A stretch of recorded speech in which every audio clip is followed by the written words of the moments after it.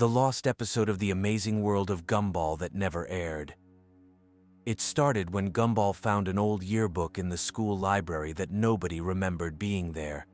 The pages were filled with photos of students he'd never seen before, all wearing the same uniform as Elmore Junior High. But something was wrong with their faces.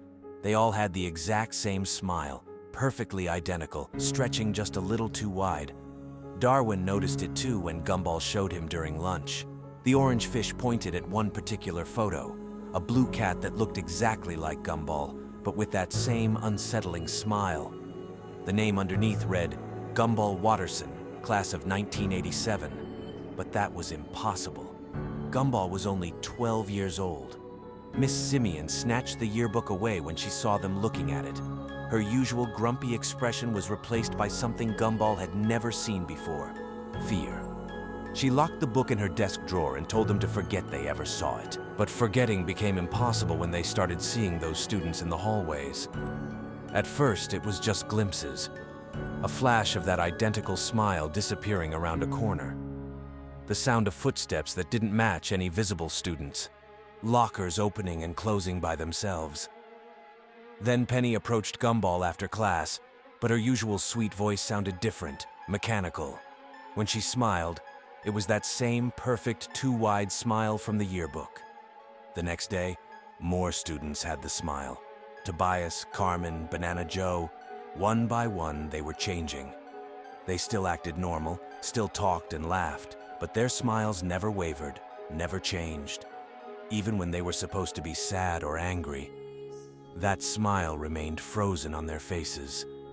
Gumball and Darwin tried to tell Aeneas, but when they found her in the library, she was reading the same yearbook. She looked up at them with that terrible smile and said in a voice that wasn't quite hers, "Don't you want to be in the yearbook too? Don't you want to belong?" The brothers ran home, but their house felt different. Family photos on the walls showed the Wattersons with those same smiles. Nicole was cooking dinner in the kitchen, humming cheerfully. But when she turned around, her face wore that identical expression.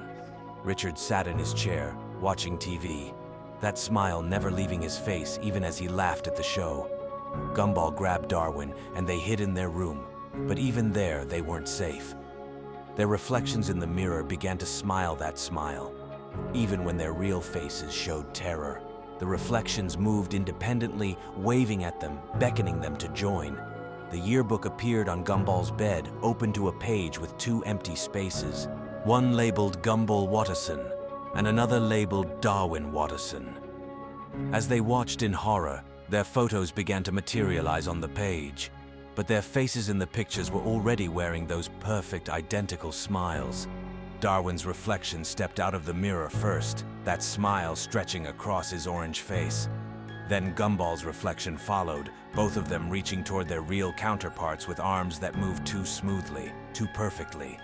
The real Gumball and Darwin backed against the wall as their smiling doubles approached, speaking in unison with voices that sounded exactly like their own, but somehow completely wrong. "Join us," they said, their smiles never wavering. "Be perfect. Be part of the yearbook. Be part of Elmore forever." The last thing Gumball remembered was the feeling of that smile spreading across his own face, unstoppable and permanent. When he looked in the mirror the next morning, he couldn't remember why he had ever wanted to frown. The yearbook sat on his nightstand. The lost episode of the amazing world of Gumball that never aired. It started on what seemed like an ordinary Tuesday morning at Elmore Junior High. Gumball and Darwin walked through familiar hallways, their footsteps echoing strangely in empty corridors. The school felt different somehow. Miss Simeon's classroom was unusually quiet when they arrived. Their classmates sat in perfect rows, faces turned toward the blackboard with expressions of blank contentment. Penny's shell gleamed unnaturally bright, while Banana Joe's yellow seemed faded. "Good morning, class," Miss Simeon announced, her voice carrying an odd, distant quality. "Today we're going to learn about permanence." The word hung in the air like a cold breath, and Gumball felt Darwin shiver beside him. As the lesson progressed, something became increasingly wrong. Their friends began to speak in unison, reciting facts about things that would never change, never grow, never leave. Their voices blended into a monotonous drone. When Gumball tried to interrupt, the entire class turned to stare at him with eyes that seemed too wide. During lunch, the cafeteria served the same meal to everyone, a gray substance that had no smell, no taste, and left no satisfaction. Students ate mechanically, their movements synchronized like clockwork dolls. Darwin whispered that he couldn't remember what food used to taste like. The afternoon brought art class, where everyone painted the same picture. A house with no doors, windows showing only darkness, and faceless figures. When Gumball tried to add color, the bright hues immediately faded to lifeless gray. By the time school ended, Gumball realized the changes weren't limited to their classmates. The walk home felt longer than usual, familiar streets stretching endlessly ahead. Street signs pointed to places that didn't exist. At home, the Watterson house appeared normal from outside, but inside everything felt off. Family photos showed the same poses, but expressions seemed frozen. Nicole greeted them with usual warmth, but her words came out in the exact same rhythm. Richard sat watching television that showed only static. When asked what he was watching, he replied it was his favorite show, the one that never ended. Aeneas looked up from a book with blank pages. That night, Gumball lay in bed listening to sounds of his family going through nightly routines, but the sounds repeated in perfect loops. Nicole's footsteps, Richard snoring, Aeneas turning pages. As days passed, Gumball noticed that time itself seemed stuck. The clock showed the same time every morning, and the calendar never changed. His family continued their routines with mechanical precision. The most terrifying realization came when Gumball looked in the mirror and saw that his own reflection had begun to match the others. His expressions were becoming fixed. In his final moments of awareness, Gumball understood that Elmore was becoming perfect, a place where nothing unexpected could happen, where every day was exactly like the last. The lost episode of The Amazing World of Gumball that never aired. It was a Tuesday morning at Elmore Junior High, but something felt different from the moment Gumball and Darwin walked through the front doors. The hallways were unusually quiet, with only the sound of their footsteps echoing against the lockers. Their classmates were there, but they moved in perfect synchronization, their heads turning in unison as the brothers passed by. In their classroom, Miss Simeon stood at the blackboard, writing the same equation over and over again. When Gumball raised his hand to ask a question, she turned around with a smile that stretched too wide across her face. Her eyes had become completely black, reflecting nothing. The other students continued to stare straight ahead, their expressions blank and identical. During lunch, Gumball noticed that everyone was eating the same meal, a gray, shapeless substance that seemed to move on its own. When he tried to speak to Penny, she responded in a voice that wasn't quite hers, speaking words that made no sense, but somehow felt terrifyingly important. Darwin tugged at his brother's sleeve, pointing to the cafeteria windows where the sky had turned an unnatural shade of purple. The school bells began ringing continuously, a sound that grew louder and more distorted with each chime. Students started walking in perfect lines toward the gymnasium, their movements mechanical and precise.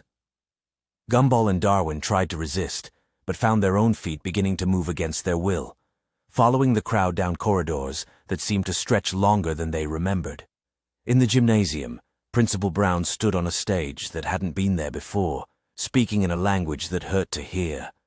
The words seemed to crawl into their minds, making them forget who they were and why they had been afraid. One by one, their classmates' faces began to change, becoming smooth and featureless, like unfinished drawings. Gumball felt his own face beginning to change, his distinctive features starting to fade. Darwin's orange color was draining away, leaving him pale and empty. They tried to call out to each other, but their voices were becoming the same monotone sound that everyone else was making. The last thing Gumball remembered was the realization that this wasn't just happening at school. Through the windows, he could see that all of Elmore was transforming, becoming a place where nothing was different, nothing was special, and nothing would ever change again. The episode ended with the Watterson house completely silent, the family sitting motionless at the dinner table, their eyes reflecting the same empty darkness that had consumed everyone else in their perfect, terrifying world. The lost episode of The Amazing World of Gumball that never aired. It was Tuesday morning at Elmore Junior High, but something felt wrong from the moment Gumball and Darwin walked through the front doors. The hallways seemed longer than usual, stretching endlessly, and the familiar student chatter was replaced by unsettling silence. Their footsteps echoed strangely. In first period, Miss Simeon was nowhere to be found. Her desk sat empty, with only a piece of chalk writing itself across the blackboard. The words appeared slowly. Today's lesson is about disappearing. Their classmates sat motionless, staring straight ahead with blank expressions. Penny was there, but her shell looked different. Dark, jagged cracks pulsed across its surface.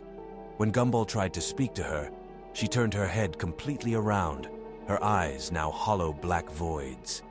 The lunch bell rang distorted, like it was playing backwards and forwards simultaneously. In the cafeteria, Banana Joe told jokes to an empty table, laughing hysterically while tears streamed down his face. Tobias stood frozen, his rainbow colors draining away until he was just a gray silhouette. Darwin noticed their reflections in the windows weren't moving with them. Instead, their mirror selves pointed frantically behind them, mouths open in silent screams. When they turned around, nothing was there, but their reflections had vanished entirely.